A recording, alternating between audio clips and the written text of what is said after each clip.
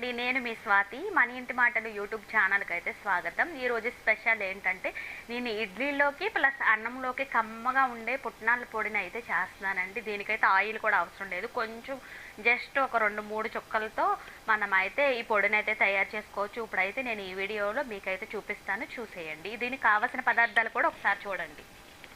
దీనికి కావాల్సిన పదార్థాలు ఏంటంటే ఒక పావు గ్లాసుడు పుట్నాల పప్పు అంటారు కదండి, దాన్ని తీసుకోండి. తర్వాత ఎండుమిర్చి, కొంచెం కరివేపాకు, ధనియాలు, జీలకర్ర, కంపల్సరీ కొబ్బరి, ఎండు కొబ్బరి అయితే ఉండాలండి. ఎండు కొబ్బరి ఉంటేనే దీంట్లో అయితే టేస్ట్ అయితే చాలా బాగుంటుంది అనమాట. ఇప్పుడైతే దీన్ని ప్రిపేర్ చేసేద్దాం. ఇప్పుడైతే పుట్నాల పప్పును అయితే ఏం చేద్దామండి, అసలు ఆయిల్ అయితే అసలు వేయకూడదు అనమాట. కళాయి వేడెక్కిన తర్వాత ఏం చేయాలంటే సిమ్లో పెట్టుకోండి. ఇంకా సిమ్లో పెట్టుకుని వీటిని అయితే దోరగా అయితే వేయించుకోవాలన్నమాట. గోల్డెన్ కలర్లో అయితే రావాలన్నమాట. అసలు ఆయిల్ అయితే వేయకూడదండి ఈ పొడానికి. అన్నంలోకి, ఇడ్లీలోకి అయితే చాలా బాగుంటుంది అనమాట. మార్నింగ్ మనకి పొద్దున్నే కొంచెం చట్నీలు అవి చేయడానికి పిల్లలు స్కూల్కి వెళ్తే హడావిడి అది అయిపోతూ ఉంటుంది కదండి. అలాంటిటప్పుడు ఏంటంటే ఇలా పొడాలు చేసేసుకుంటే మనకైతే కొంచెం ఈజీగా ఉంటుంది అనమాట. నెయ్యి వేసుకుని పిల్లలకి ఇడ్లీల్లో కానీ దోశల్లో కానీ అన్నిటిలో కూడా చాలా బాగుంటుందండి. వీటిని అయితే ఇంకా దోరగా అయితే ఏం చేసుకుందాము. దోరగా ఏం చేసుకున్న తర్వాత అప్పుడు ఒక బౌల్లోకి తీసేసుకుంటే సరిపోతుంది. ఇంకా త్వరగా మన ఛానల్లో త్వరలో ఏంటంటే నేను ధనియాల పొడుము, మళ్ళీ ఏంటంటే చింతపండుతో చేస్తారు కదా గుండా పచ్చడి అని అంటారు, దాన్ని రోట్లో చేస్తారనమాట. ఆ పచ్చడి కూడా చాలా బాగుంటుందండి. అవి కూడా నేనైతే త్వరలో మన ఛానల్లో అయితే చేస్తానన్నమాట. శొంఠి పొడి కూడా చేస్తాను, అవన్నీ చూద్దరు. కానీ ఇప్పుడైతే నేను ఈ ఇడ్లీలో కమ్మగా ఉండే పుట్నాల పొడిని అయితే రెడీ చేస్తున్నాను అనమాట. మీరేమి వెరైటీస్ చేసుకుంటున్నారు ఏంటి, నాకైతే కామెంట్ బాక్స్లో కామెంట్ చేయండి.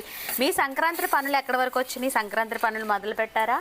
నేనైతే పనులన్నీ చేసేసుకున్నామండి. మేము ఎప్పుడు కూడా ఏంటంటే జనవరి 1కే మొత్తం పనులన్నీ కూడా కంప్లీట్ చేసేసుకుంటామన్నమాట.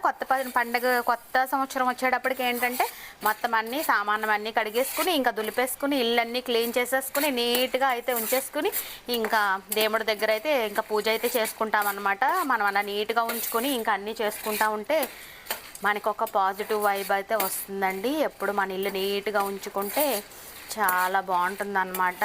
మనకు కూడా ఒక పాజిటివ్ వైబ్ అయితే వస్తుంది.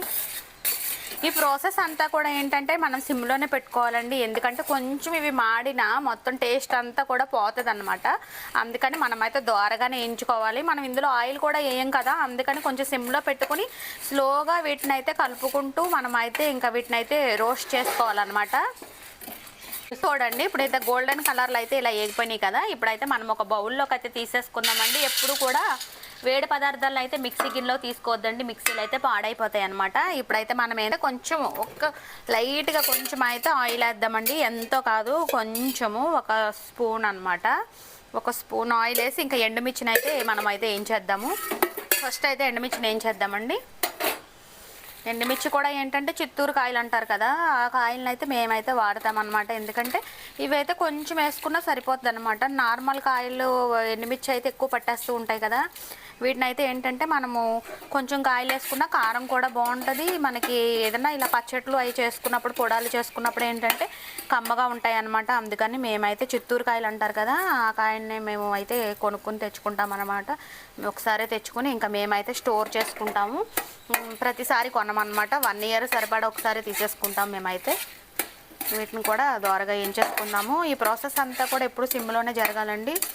ఎందుకంటే మళ్ళీ మాడిపోయినాయి అనుకో టేస్ట్ అంతా పోతుందన్నమాట.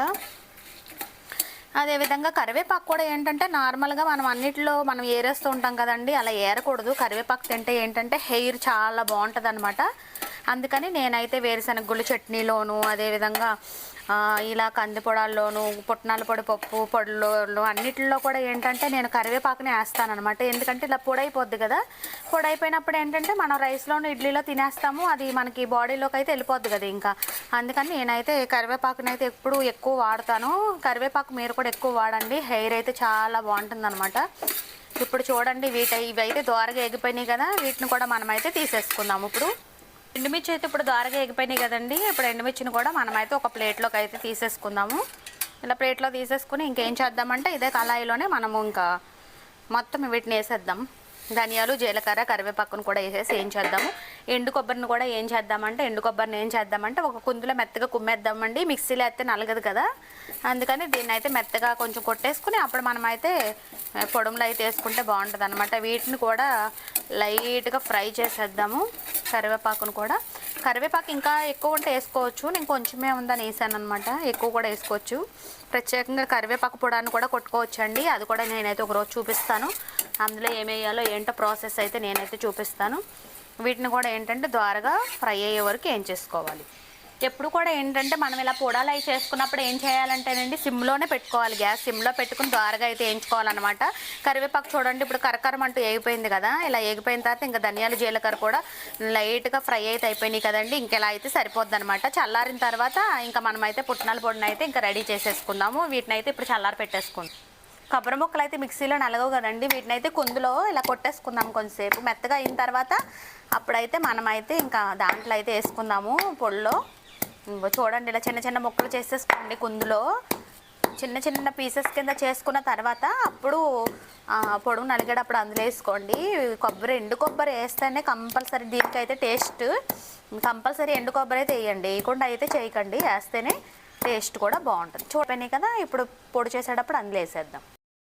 ఇప్పుడైతే చూడండి నేను వేగిపోయినాయి కదా, ఎండుమిర్చి, కరివేపాకు, ధనియాలు, జీలకర్ర అయితే ఫస్ట్ మిక్సీ గిన్నె అయితే వేసేస్తున్నాను అనమాట. ఫస్ట్ అయితే వీటిని మిక్సీ గిన్నెలో వేసేసి కళ్ళు ఉప్పేసేసి మిక్సీ పట్టేద్దాము. ఇవి నలిగిపోయిన తర్వాత అప్పుడు ఎండు కొబ్బరి, పుట్నాల పప్పును కూడా వేసేద్దాము. ఇంకా పొడుము అయితే రెడీ అయిపోద్ది. అయితే ఇందులో కొంచెం కళ్ళు ఉప్పుని అయితే వేసేద్దాం. ఉప్పు అయితే సరిపడగా చూసుకొని మీరైతే వేసుకోండి. దీన్ని మిక్సీ పట్టేద్దాం.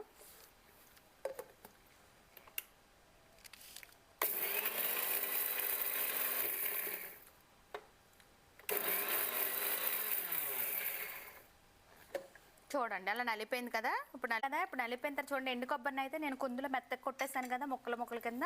ఇప్పుడు ఎండు కొబ్బరిని కూడా ఇందులో వేసేద్దాం. ఇది కూడా ఒకసారి మిక్సీ పట్టేద్దాం.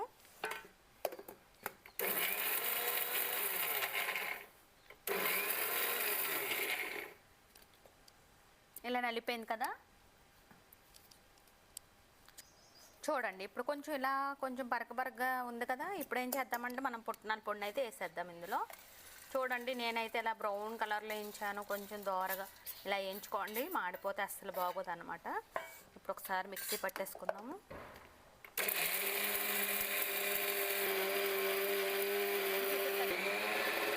ఇప్పుడైతే రెడీ అయిపోయింది, చూద్దాం రండి. పొడిమ అయితే చూడండి, అబ్బా వావ్ ఎంత బాగా వచ్చిందో చూసారా, చాలా బాగా వచ్చింది. ఇప్పుడు ఇంకా దీన్ని తీసుకుని మనం వేడి అన్నంలో నెయ్యి వేసుకుని తిన్నా, ఇడ్లీలు వేసుకున్నా, దోశలు వేసుకున్నా చాలా బాగుంటుంది అనమాట. ఇప్పుడు దీన్ని అయితే మనం ఒక బౌల్లోకి తీసేసుకుందాము. కందిపొడి లేదా పుట్నాల పొడి అంటారు కదండి, ఇదైతే రెడీ అయిపోయింది. చూసారు కదా నేను ఏ ప్రాసెస్లో అయితే చేశానో అదే ప్రాసెస్లో మీరు కూడా ఏంటంటే దోరగా వేయించుకోండి. సిమ్లో పెట్టుకుని వేయించుకుని అన్నీ నేను చెప్పిన ప్రాసెస్లో అయితే చేసుకోండి.